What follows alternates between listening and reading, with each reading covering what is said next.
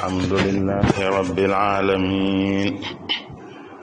والصلاة والسلام على أشرف المرسلين سيدنا ومولانا محمد الأمين وعلى آله وصحبه ومن تبعهم بإحسان إلى يوم الدين. أيها الإخوة المؤمنون، تحدثنا في الأسابيع الماضية عن الصبر والعفو والتواضع، واليوم نود أن نتحدث عن خلق آخر هو كف الأذى عن الخلق وعدم ظلمهم. وكف الأذى عن الخلق أيها الإخوة المؤمنون من شروط كمال الإسلام. يقول الرسول صلى الله عليه وآله وسلم: المسلم من سلم المسلمون من لسانه ويده، والمهاجر من هجر ما نهى الله عنه. وقد أقسم يوما قائلا: والله لا يؤمن، والله لا يؤمن، والله لا يؤمن. قيل: ومن يا رسول الله؟ قال: الذي لا يأمن جاره بوائقه. ومما ينبغي التنبه له أيها الإخوة المؤمنون أن المطلوب ليس كف الأذى عن المسلمين فقط ولا عن الناس فقط، لكن عن المخلوقات عامة، لا سيما ذوات الأرواح. فقد بين لنا الرسول صلى الله عليه وآله وسلم أن إيذاء الحيوان يمكن أن يكون سببا في دخول النار، أعاذنا الله منها. عذبت امرأة في هردة سجنتها حتى ماتت فدخلت فيها النار، لا هي أطعمتها ولا سقتها إذ حبستها، ولا هي تركتها تأكل من خشاش الأرض. نونغي سانت يالا دي جولي تي يونس صلى الله عليه واله وسلم di ñaan yàlla mu dolli ko xéewal ak mujj moom ak njabootam ak saxaabaam ak képp ku jaar ci aw yoonam ba dina tukki. mbokk yi, ci ay bis yi weesu waxtaane nanu muñ, waxtaane jéggale ak baale, waxtaane woyof. tey nag nu bëgg a waxtaane jeneen jikko ci jikko yu rafet yi te muy bañ a lor mbindeef yi, bañ leen a tooñ. bañ a lor mbindeef yi nag dafa bokk ci lii tax ak ngëm mat, lii tax ak njullite mat. ndax yonent bi sallallahu alayhi wa sallam dafa wax ne ab jullit mooy ku jullit ñi mucc ci loxoom, mucc ci làmmiñam, mooy mucc ci lor ju jóge ci jëf, mucc ci loram ju jóge ci wax. kon musal bindeef yi ci lor dafa bokk ci liy tax lislaam ak njullit mat. mas naa toog ak saxaaba yi itam jekki-jekki rek giiñ ñetti yoon ne giiñ naa ci yàlla ne du ku gëm, giiñ naa ci yàlla ne du ku gëm, giiñ naa ci yàlla ne du ku gëm. ñu ne ko kan la? mu ne ki nga xam ne ay dëkkandoom fu mu toll mi ngi séentu ay bu jóge ci moom, xelam du dal mukk ci ay buy jóge ci moom. war na noo xam ne it bokk yi, buñ naan bañ a lor yemul rek ci bañ a lor ab jullit rek, yemul sax bañ a lor nit, yemul rek ci bañ a lor nit rek, waaye mooy bañ a lor bindeef yëpp rawatina lu ci am ruu. lépp lu am ruu rek dañ ko war a moytoo lor. ndax yonent bi sallallahu alayhi wa sallam won nanu ne lor mala mën naa waral nit tàbbi sawara, yàlla nañ ci yàlla musal. dafa wax ne moom yonent bi am na jigéen joo xam ne lañ ko mbugalee tàbbale ko ca sawara mooy am muus mum tëjoon, tëj ko, joxu ko mu lekk, joxu ko mu naan, bàyyiwu ko itam mu wutali boppam lu mu lekk wala lu mu naan ba mu faatu. nee na ca loola la ko yàlla tàbbale sawara, am na ca la musal. tooñ bindee fii nag ak lor leen kon day waral mbugal ci àddina wala mbugal ci àllaaxira wala sax mbugal ci àddina ak àllaaxira yépp yonente ba tey moo wax ne yàlla kii tooñ da koy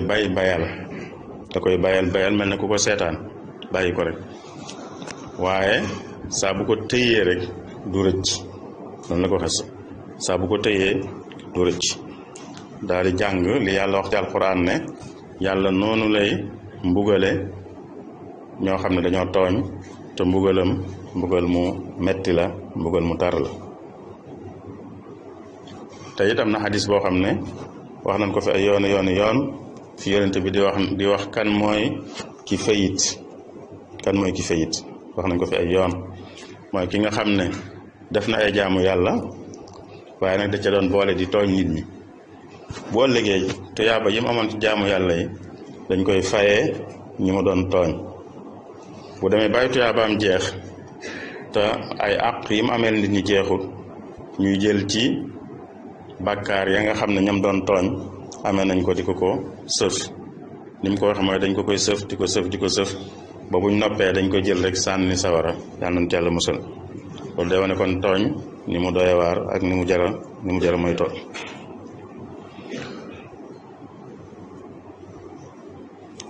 yonente bi itam mas nañu waxtaan ci kanamam di wax ba tudd jigéen joo xam ne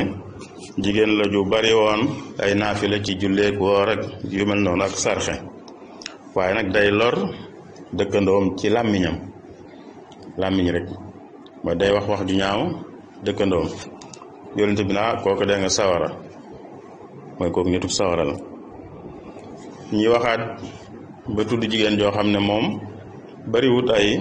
naafila ay faratam daal bu ko defee du ca teg lu bari waaye nag moom daawut lor dëkkandoom yonente bi ne kookaa nga àjjana kooku nitug àjjana la loolu mooy wane ne kon tooñ noonu la doy waar waaye moytu tooñ itam noonu la baaxee noonu la am njëriñ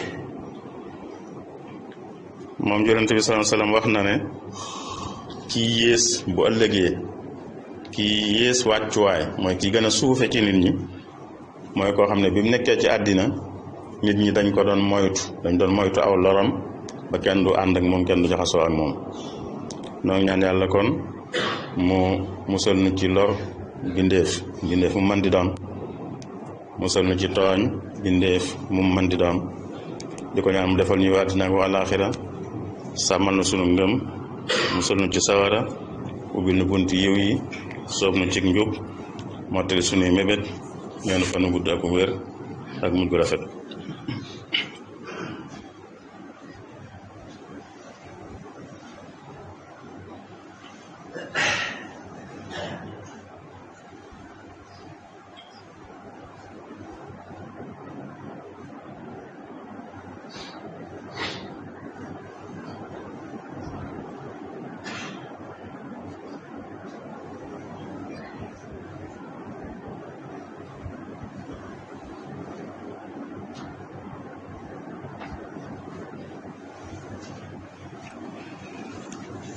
الحمد لله وكفى وسلام على عباده الذين اصطفى أيها الإخوة المؤمنون إن ظلم الخلق وإلحاق العذاب بهم يكون سببا للعذاب إما في الدنيا أو في الآخرة أو فيهما معا يقول الرسول صلى الله عليه وآله وسلم إن الله ليملي للظالم حتى إذا أخذه لم يفلت ثم قرأ وكذلك أخذ ربك إذا أخذ القرى وهي ظالمة إن أخذه أليم شديد وحديث المفلس ليس ببعيد عنا وكذلك قصة المرأة التي دخلت النار بسبب إيذائها هرة أضف إلى ذلك ما رواه أبو هريرة رضي الله عنه وأرضاه من أنه قال رجل يا رسول الله إن فلانة يذكر من كثرة صلاتها وصيامها وصدقتها غير أنها تؤذي جيرانها بلسانها قال هي في النار قال يا رسول الله فإن فلانة يذكر من قلة صيامها وصدقتها وصلاتها وإنها تصدق بالأثوار من الأقط ولا تؤذي جيرانها بلسانها قال هي في الجنة. ويقول الرسول صلى الله عليه وآله وسلم إن شر الناس عند الله منزلة يوم القيامة من تركه الناس اتقاء شره. ربنا آتنا في الدنيا حسنة وفي الآخرة حسنة وقنا عذاب النار. ربنا لا تزغ قلوبنا بعد إذ هديتنا وهب لنا من لدنك رحمة إنك أنت الوهاب. وافتح لنا كل باب كنت فاتحه للصالحين من الخيرات يا الله. واسلك بنا نهج رشد واكفنا زللا واطرد لنا الجن والشيطان يا الله. وكملا كل ما ننحو ونقصده وهب لنا كل ما نختار يا الله. وارد لنا كل ذي صعب وذي حرن ويسرا كل ذي تعسير يا الله. طويل لنا عمرا صحح لنا بدنا وهب لنا الرشد والتوفيق يا الله. والطف بنا وقونا وكن لنا وهب لنا حسن الختام ربنا تقبل منا إنك أنت السميع العليم وتب علينا إنك أنت التواب الرحيم. اللهم صل على سيدنا محمد وسلم تسليما. قوموا إلى صلاتكم يرحمكم الله.